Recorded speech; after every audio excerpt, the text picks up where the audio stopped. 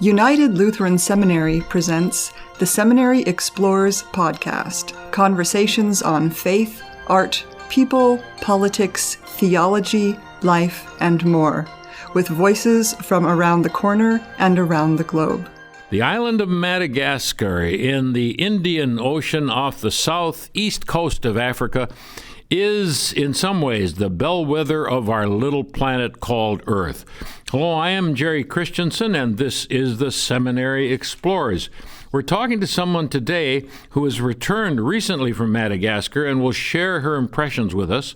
She is Kristin Slaybaugh, currently the youth minister at St. James Church in downtown Gettysburg.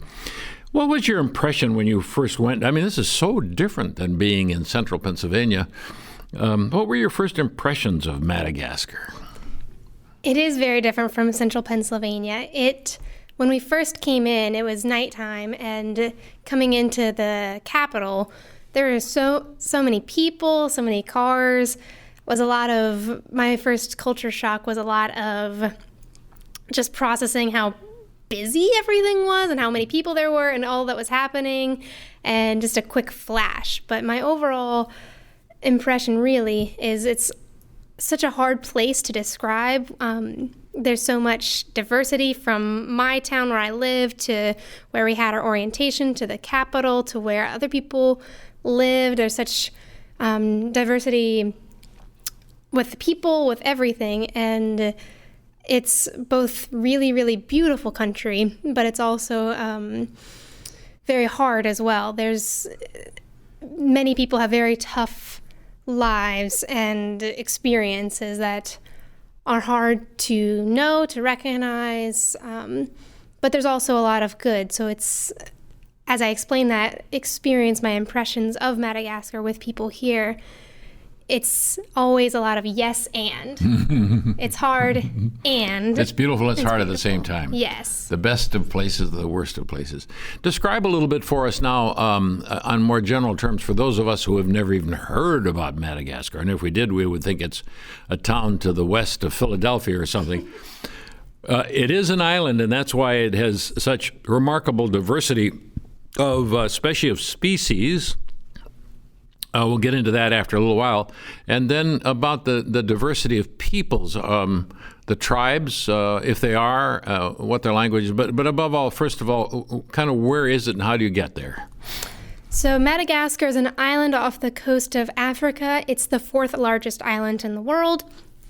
It is off the coast of Mozambique. It's near the Comoros Islands there.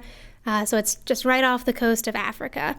And it has 18 different tribes, all kind of throughout the island, and they stem from that African population, Arabic, and Indonesia. And it has influences of all three cultures in that one island.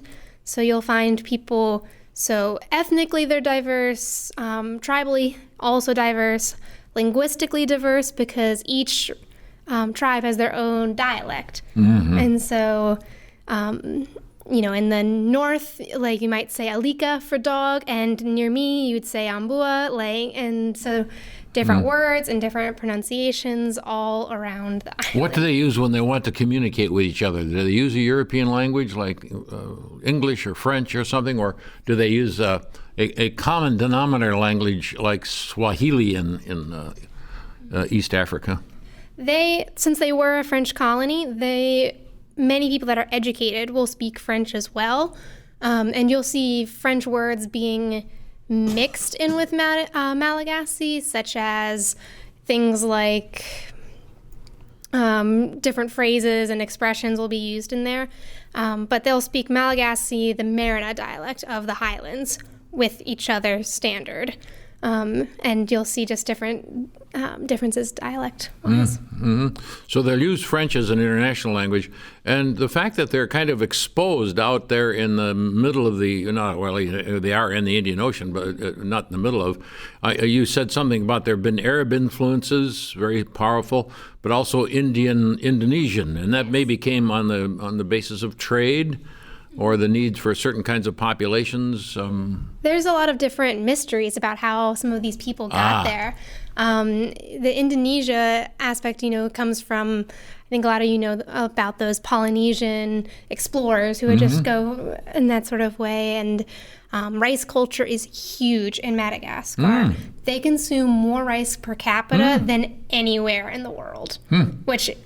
You associate that with China at the most, and not certainly with a West African nation. But it's because they, in China, they still have a lot of noodles, where in Madagascar, most families will have rice at least twice a day, and more than likely 3 times.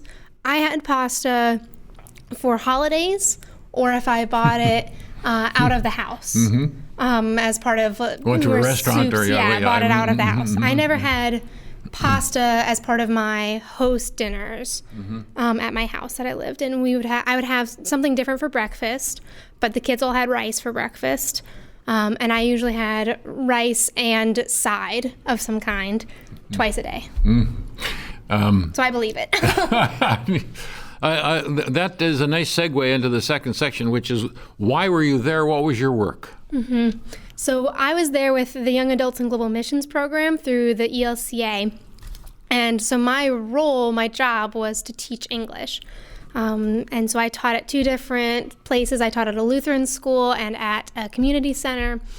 And so I taught about 4 days a week with that. And I was also in a choir, an evangelical choir, and was living with a host family. And so my host dad was the president of the Antinosh Synod for the FLM, which is the Malagasy Lutheran Church.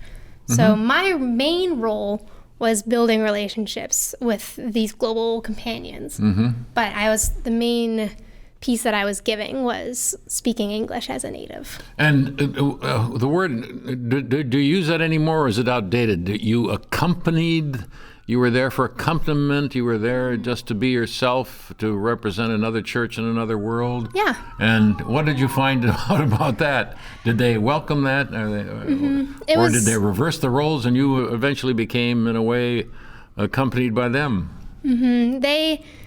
That's the goal of the program, is that we go to accompany them, to walk alongside. And I think that mission model is it's different than a lot of places will say, oh, well, we need to save and to change and to do a lot of things that are similar to colonization. But this is many of the ways I just learned from them. As the foreigner, I came in and I didn't know very much of the language and I didn't know very much of how things were done. So really often I sat with people as they cooked, and then they taught me how to cook and things. A lot of times I was being shepherded as part of the community as a new member, which was a very beautiful part of that experience, was being welcomed into that community. The role of religion in Madagascar, are they mostly Islam? In the north, you find more Muslim folks. There's more of that closer to where a lot of them settled. But there's a lot of people that are Christian, and Catholic and Protestant are the 2 big differences. I think it's, Christian, I think, is the number 1. Then the more traditional religions and Islam. And you'll find even in Christianity where some people will still hold on to some of those traditional aspects within their Christianity. The FLM, that Malagasy Lutheran Church, was a huge denomination. Going into that, I wasn't bringing the church. I was a part of the church. No, they'd been there for a while. They had been there for a long time. And the missionaries did bring Christianity to Madagascar. Right. But I was celebrating communion with 200 other people, probably at a service, one service, at least 200. Interesting contrast with American churches, which are declining. These African churches are... Church culture in Madagascar is thriving. And there's even the interesting piece in, if your family's Catholic, you're Catholic. And some of that even goes into some tribal stuff of that. Whole tribes would be Catholic. Where you'd see certain areas would have higher percentages of certain religions as well, because it is that kind of cultural in the way, maybe even thinking of America not so long ago, of how church played such a role, where we're moving away from it. So yeah, church culture is big in Madagascar. That in itself is an interesting topic. That's very refreshing. We're talking to Kristin Slaybaugh. She is a recent returnee from the island nation of Madagascar as a person who is there working to teach English to children, young people, and anybody who may be interested in mostly children. Many people wanted to learn English, so there's even, I'd walk down the road and somebody would ask me if I can help them with vocabulary, and I'm like, no, I can't, I'm late, I gotta go. And so... I'm on my way. Yeah, my two classes I taught CZEM and Senkem, which both of those words are in French, but like a middle school to high school age group, within the Lutheran school. And at the community center, it was primarily high school and up, because going into that money and allocation of resources is usually a little bit more effective, I think, with some of those older folks. Before we leave this, and we should come back to this, part of your description of Madagascar should really include something we've already started on, is what you brought back with you. How did it change you? What difference did it make in your life? We know the difference it made in their lives to some degree. They learned some English, they met some people from the United States, and all that goes with that. What did it mean to you? There's so much I'm still wrestling with. I called a lot of those people my family when I left, and so I hold a lot of that love of sharing this Malagasy culture I've come to know, and I want to share this language and everything. One of the things I really wanted through that year was to trust, and I really found time and time again I was never alone in Madagascar. Really. And I say that, I had my host family and I had choir, and once I got established in my community, everyone was always taking care of me and found a real sense of community there. But even when I would travel, I said the church is really big. There would be people in an FLM, that Lutheran Church t-shirt, on a bus and in the middle of, in my eyes, nowhere. And I'd find people that I would say, oh, I'm a volunteer with the FLM. And then we'd talk for 20 minutes. And, and you sit down at a stand to have a snack and you're talking to somebody. So I found a lot of community, and I wrestled a lot with that balance of that. It's a hard place, but it's a really beautiful place as well. And beautiful people. That brings us next to exactly what I wanted to ask you about, and that are the great issues of Madagascar. And I advertised this program as we began as Madagascar, the bellwether of our tiny little, fragile little planet. Is that a fair appraisal? Yeah, it's Madagascar. 90% of its wildlife is only found there, and a lot of it is endangered. And it's a very vulnerable place as well. Both people and the environment are both very fragile. In my eyes, where slash and burn agriculture is taking out a lot of trees. You can look at a lot of maps where the rainforest that it used to have, so many of them are gone, and I can see the proof of that, where you think of Madagascar as still being this very lush place, and there are rainforests and things, but there's also plenty of places that had rainforests not long ago, and they're gone. Overpopulation then is a problem, and the need to find more and more land that is arable for agriculture means more slash and burn, which means you cut it down or cut it and burn it, and then follow up with seeding it with whatever product you want to grow. It does a lot of damage to the forest, and that's a problem in Madagascar. What are the more famous, let's be exotic for a minute, what are the more famous species that are there? That I was thinking lemur. Isn't the lemur the symbol of Madagascar? If not, that's the one thing that Westerners often think about. If it's not the symbol, it's definitely should be on that list. As far as tourism, yes, the lemurs are huge. The baobabs are also huge. 5 of the 7 types of baobabs that you can find in the world are found in Madagascar. They have the jacaranda trees, those purple, beautiful African trees that have the purple. Now is the time for them to bloom, so that's really pretty. Yes, there's lots of different species in Madagascar. And besides slash and burn, the one of the main products I've heard about that everyone wants to lay their hands on in Madagascar is vanilla. Mm-hmm. Is that the case, and why is that? Madagascar's vanilla is very rare from what I've learned over there. I had a conversation with someone who mentioned that, corruption is a part of people's everyday life. Mm-hmm. And to have something like that be so rare and to have it be such a valuable trade resource, it's very common to have that be quite the risk, both to have, to farm, to trade. Mm-hmm. Because it is such a valuable thing, and it's because it's such a rarity. Mm-hmm. I never think of that when I go to the grocery store to buy a little bit of vanilla to see that it's put into certain kinds of cooking and bring a wonderful flavor out. Or maybe they're artificial flavors now when you eat a little bit of yogurt that has vanilla in it. From now on, I'm going to think of Madagascar. It may be there's vanilla elsewhere in the world, but this is a special and a kind that everybody wants. It's like they're gold, huh? Yeah. Mm-hmm. And that means that there are probably some international hands that are trying to get into the... Yes. Which doesn't help. Not saying they're corrupt, but it begins to stir the pot in a way.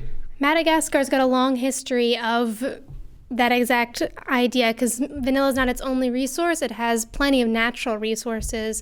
Mining was big in my town from the Chinese currently, but it was a French colony, and plenty of places around had lots of different natural resources that other countries took from Madagascar. Already taken them out as colonial powers. I've had a lot of conversations with young people about some of the things that they wish Madagascar could do, and they have said that they really know that Madagascar shouldn't be a poor nation because of what its natural resources are. Yeah. If they could access those resources themselves, they know that Madagascar would and should be a nation much more prosperous than it is currently. It reminds me of Central American nations too, that have resources.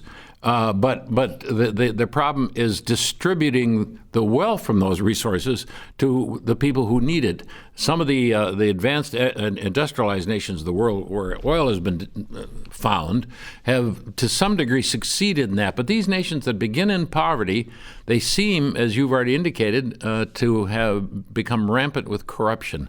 Now, you can't lay your hands on that and identify it, I know, at every turn. But what was the feeling about how corruption influenced the daily life of people? That is something that as you start to uncover, you realize how deep it goes. And some of that I don't even have the ability to process as well, because as a foreigner, I wasn't experiencing it in the same way. Directly. I experienced it in different ways of people giving you different prices for things and those sorts of things. But for the ordinary person, let's say you're trying to get your baccalaureate, your degree for your high school, you would need to pay to get your degree. You're looking for a job. You need to pay to find a job.